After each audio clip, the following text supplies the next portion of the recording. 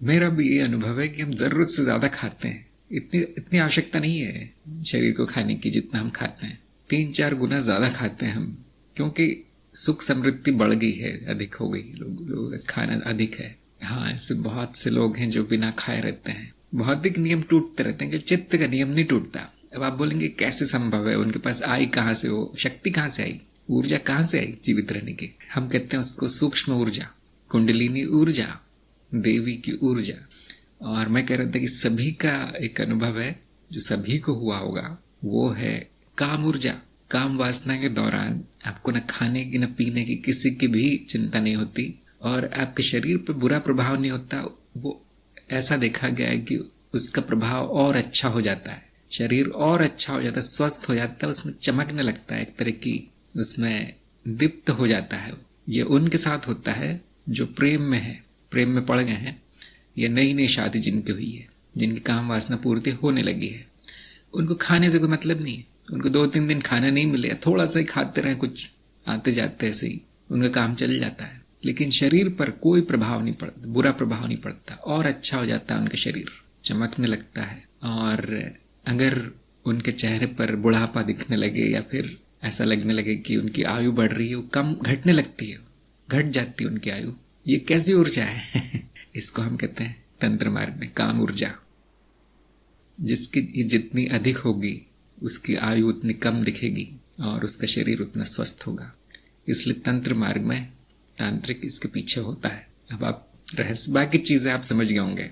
तो हम ऊर्जा को जो है नष्ट करते हैं, हम उसका दुरुपयोग करते हैं, ज़रूरत से ज़्यादा खाते हैं, और हमें आता नहीं है उसका उपयोग, आता नहीं है। ये जो कुंडलिनी के साधक है, क्रिया योग के साधक हैं, जो ये प्राणायाम आदि के साधना कर रहे हैं, वो जानते हैं कि उसको सही कैसे उपयोग किया जाए, या फिर तांत्रिक जानता है कि देवी का जो सही उपयोग कैसे किया जाए।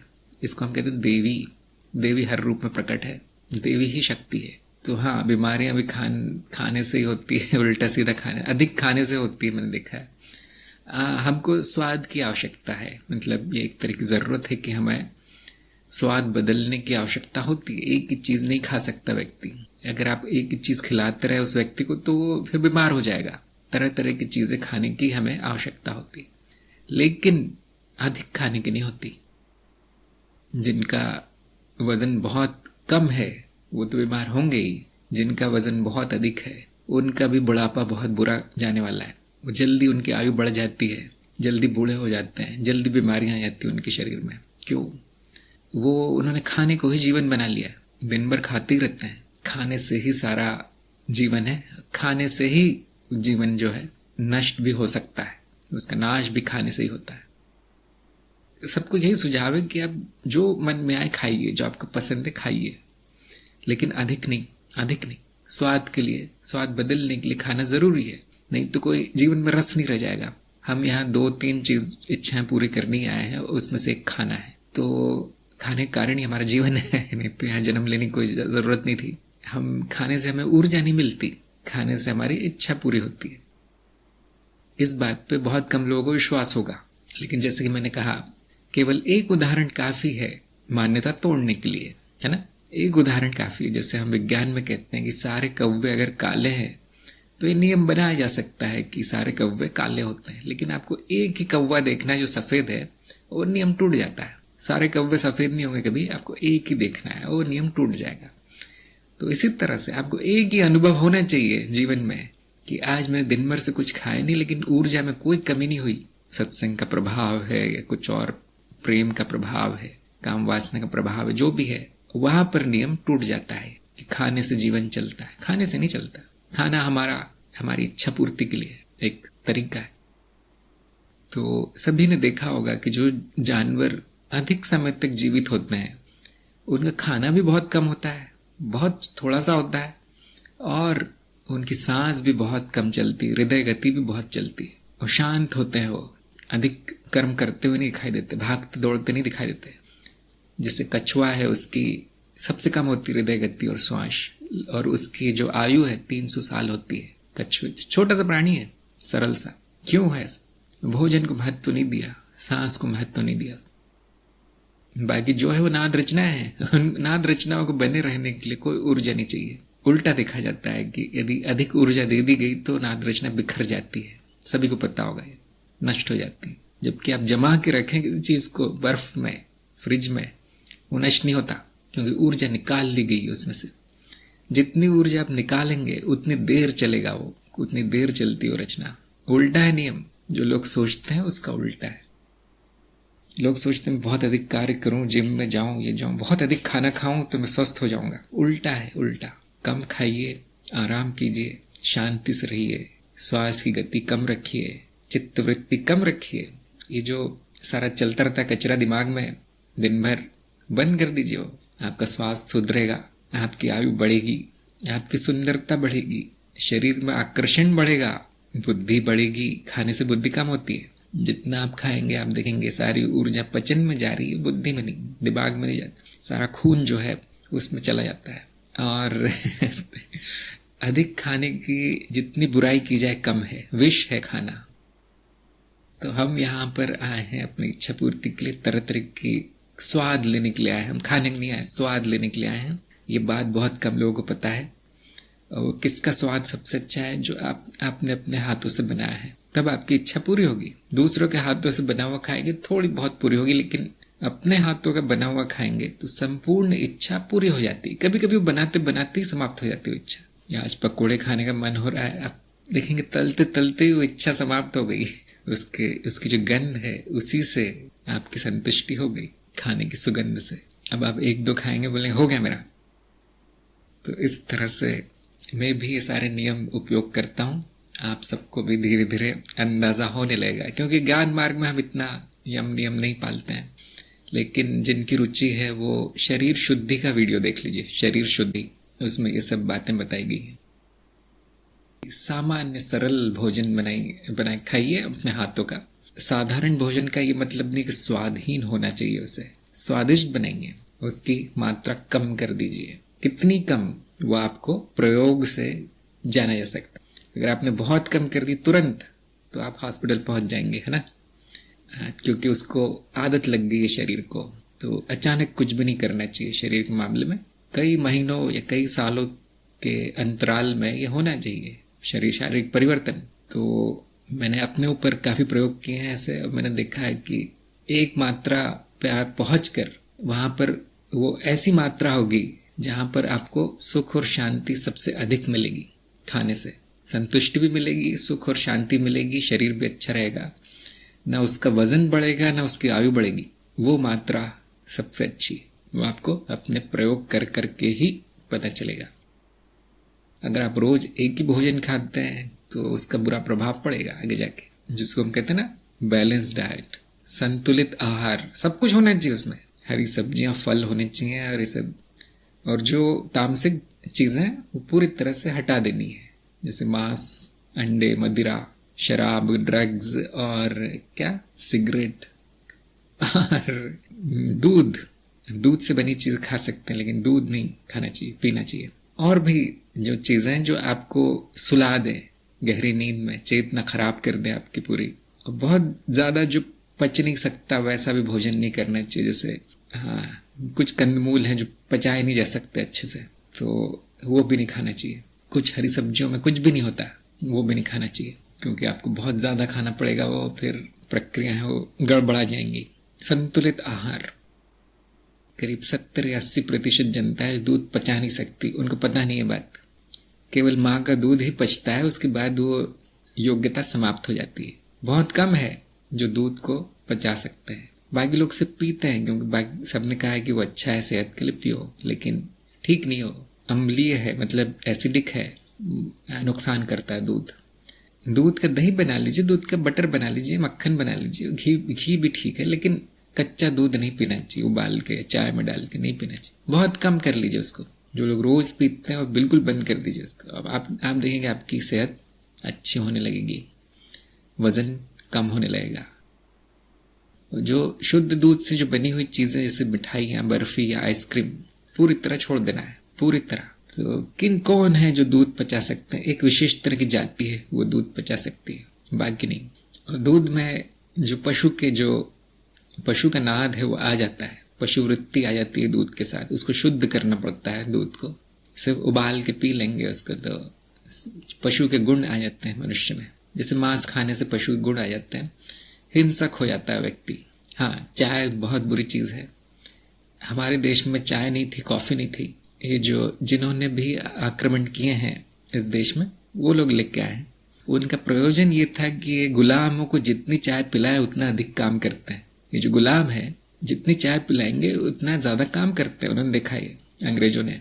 इसलिए जो क्लर्कों को और दफ्तरों में और सेना में मुफ्त चाय पिलाई जाती थी, वही अभी तक चल रहा है। आपने देखा होगा कि बड़ी बड़ी कंपनियां भी होती हैं, वहाँ पे फ्री की कॉफ़ी मशीन रखी रहती है। क्या वो बहुत दयालु है? क्या दयावान है वो लोग? क्या अच्छे लोग हैं जो कि अपने जो भी कर्मचारी है उनका भला चाहते हैं, उसके लिए उन्होंने कॉफ़ी की मशीन लगा रखी वहाँ? नहीं, उन्होंने देखा जितनी कॉफ़ी पिलाओ उतना ज़्यादा काम करते हैं जानवरों की तरह। तो बिल्कुल बंद कर दीजिए वो, बिल्कुल बंद। खासतौर से मशीन की बनी हुई कॉफ़ी बंद, चाय बंद। आप देखेंगे आपके जीवन में परिवर्तन आएगा, आपकी स्वास्थ्य सुधर जाएगा। जो गुलामी का कार्य आप कर रहे हैं उसकी जगह आराम कीजिए, अच्छा काम कीजिए। थोड़ा सा पैसों की भाग दौड़ बंद कर दीजिए। चवन्नी अठन्नी कमाने हम नहीं आए यहाँ पर। खास तौर से इस तरह की जो गुलामों वाला व्यवहार जो हो रहा है इस समाज में, पूरी तरह गुलामों की ही मूर्खता के कारण हो रहा है। उनको ये बताया नहीं क्या कभी कि देखो कॉफ़ी मशीन उनके फ़ायदे के लिए, तुम्हारे फ़ायदे के लिए नहीं। देखो ये चाय पीने की जो एक लत पड़ी हुई है सबको, 4-4 बार पीते हैं पता नहीं क्यों। वो अंग्रेजों ने आप पे जो हुक्म चलाते थे उन्होंने ये डलवाई है आदत। मैं तो कहता हूँ बियर पी लो 4 बार, अच्छी रहेगी सेहत।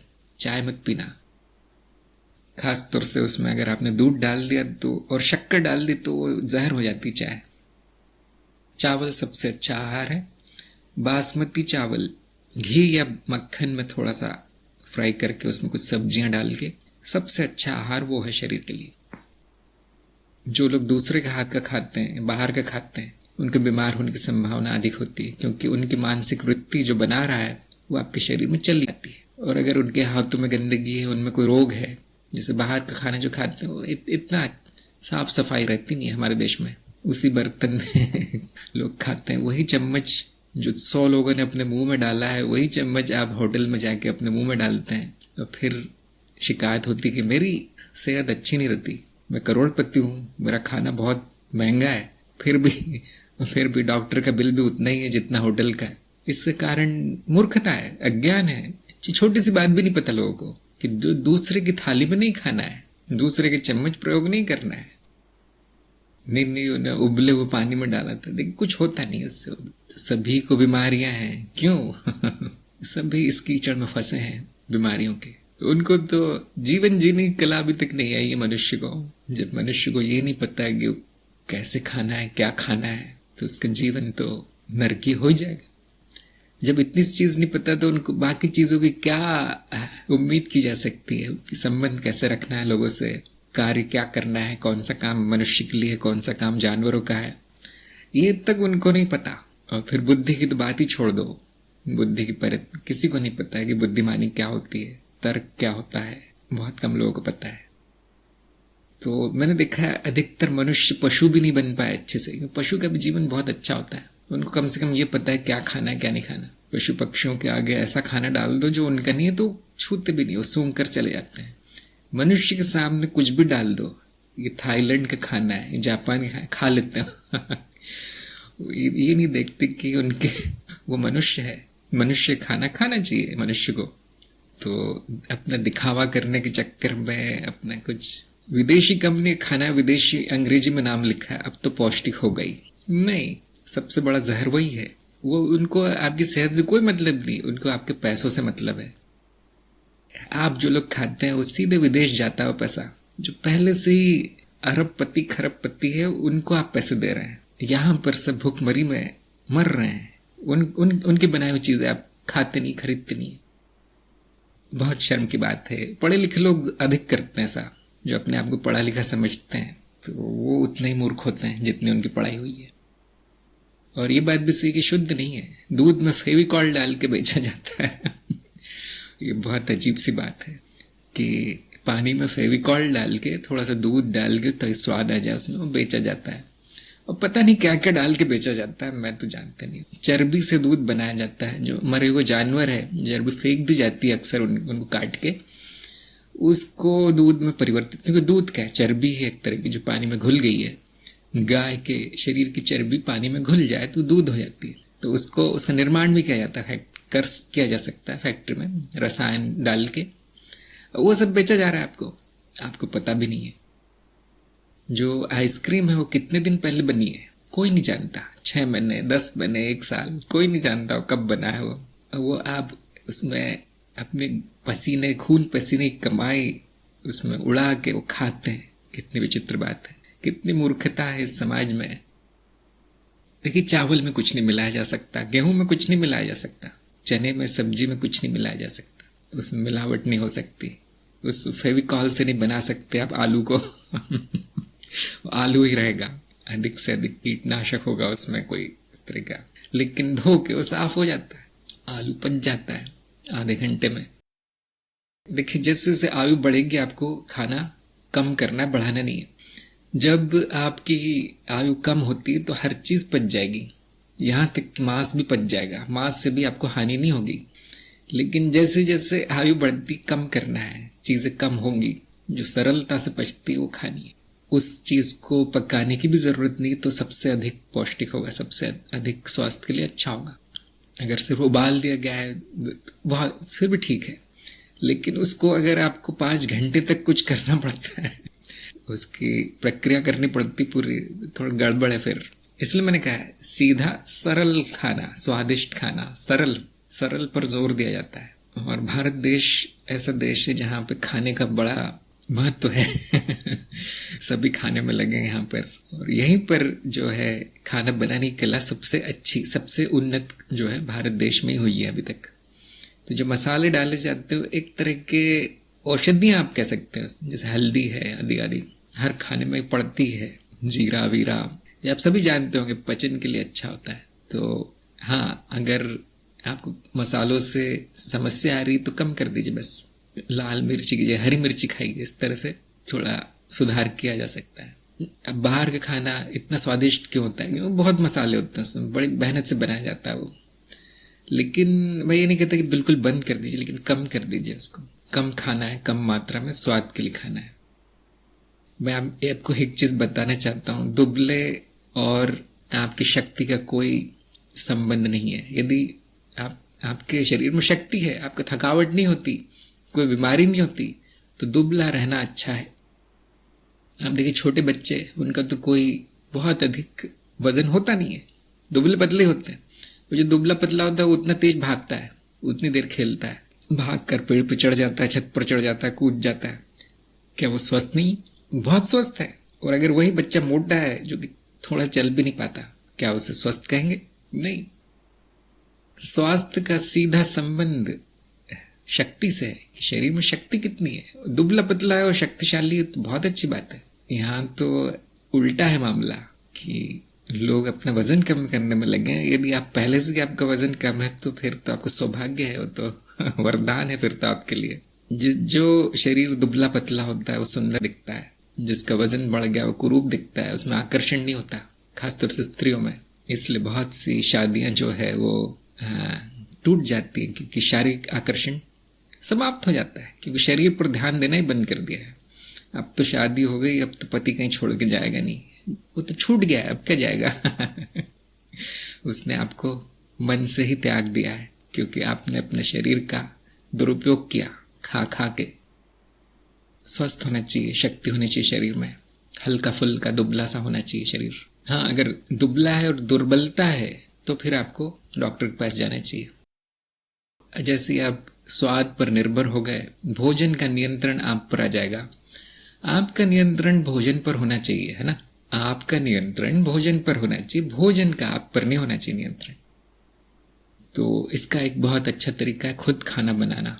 आपका संपूर्ण नियंत्रण आएगा भोजन पे, कितना नमक डालना है, कितना तेल डालना है, कौन सा तेल डालना है, और कितनी शुद्ध चीजें उसमें पड़ेंगी, कितना मसाला पड़ेगा, आपका संपूर्ण नियंत्रण आएगा जब आप स्वयं बनाएंगे। तो भले ही आपके घर में पत्नी है या कोई और है खाना बनाते हैं, आप उनको निकाल दीजिए किचन से, बोले मैं ही बनाऊंगा अपना खाना आज तो आपका संपूर्ण नियंत्रण आएगा उसमें। दूसरे बना देते हैं तो आप खाना ही पड़ता है, और ज़बरदस्ती खिलाते हैं। हमारे देश में ऐसा देखा गया है कि मम्मी नाराज़ हो जाती है अगर आप खाना नहीं खाओ तो लोगों के खुश करने के लिए हमें खाना पड़ता है, जो कि बहुत बुरी बात है, क्योंकि हमारा नियंत्रण नहीं रहता। फिर हमारे स्वास्थ्य पर, हमारे पेट में क्या जा रहा है उस पर हमारा नियंत्रण होना चाहिए। तो जब से मैंने खुद खाना बनाना शुरू किया तब से मेरा स्वास्थ्य बहुत अच्छा हो गया, क्योंकि संपूर्ण नियंत्रण है। कितना बनाना है वो भी, क्योंकि आप जानते हैं कि आप कितना खाते हैं तो आप उतना ही बनाएंगे, तो वेस्ट नहीं होगा, बर्बाद नहीं होगा वो खाना। तो मैंने देखा है जब मैं खाना बनाता हूँ तो उतना ही रहता है, ठीक उतना रहता है जिससे पेट भर जाए, फिर प्लेट में एक कण भी नहीं बचता, धोने का काम भी आसान हो जाता है उसको। हाँ, अभी क्या मालूम है लोगों को, अभी कुछ नहीं मालूम, अभी इतना ही मालूम है ज्यादा कैसे खाऊं अज्ञान बहुत है लोगों में, लालच बहुत है। मैंने देखा कुछ लोग सुबह खाने के लिए उठते हैं, नहीं तो उठेंगे भी नहीं वो। आप सोचिए, जब ये छोटा सा विषय जो छोटा सा लगता है उस पर इतना ज्ञान दिया जा सकता है, तो बाकी जो विषय है उस कितना बोला जा सकता होगा। सोचिए इस बात, कितने सुधार की गुंजाइश है लोगों में। कहाँ पड़े हैं वो जो साधारण व्यक्ति, जो संसारी व्यक्ति, कितने गर्त में पड़ा है किस कीचड़ में किस डूबा है उसको खुद नहीं पता। ऐसा नहीं कि कोई बहुत मेहनत की चीज़ है, छोटी छोटी चीज़ें ही हैं, और अधिकतर छोड़ना ही छोड़ना है, कुछ करना नहीं है। जो करते हैं वो बंद करवाना है, लेकिन वो उतना भी नहीं सीखना चाहता कोई।